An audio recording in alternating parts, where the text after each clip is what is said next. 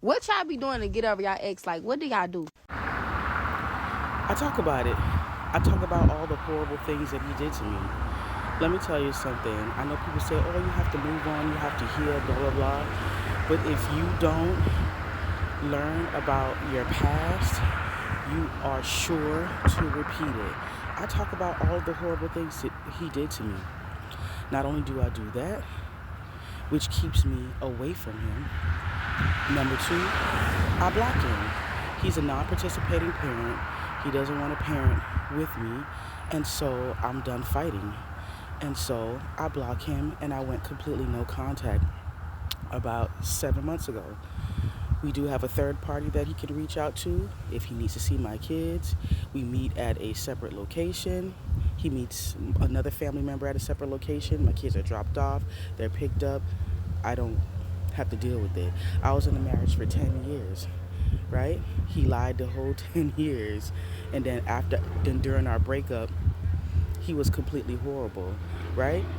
And so I have to keep that in my mind because as an adult, you are aware of what you're doing. You know exactly what you're doing. You know exactly how you're treating people. And so also, I'm actively dating. I actively date. All right? I'm not sitting in the house crying. I go out. I have a good time. I have friends. I have family that I see. And also, I keep busy. Right now, I'm walking 2 miles because I am trying to get my fitness on point. I busy myself. I'm getting ready to start my LLC this week.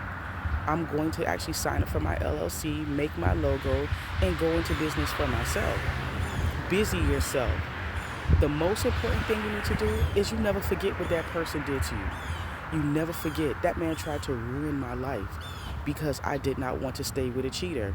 And while I am well within my right to walk away from a marriage, he's well within his right to feel however he wants to feel about it.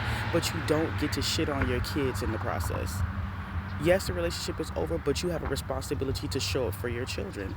And the fact that he does not show up for my kids and he treats me like garbage, completely unprovoked, and he allows the women that comes in and out of his life to be disrespectful to me and to do all kinds of crazy stuff, completely unprovoked. I don't bother that man.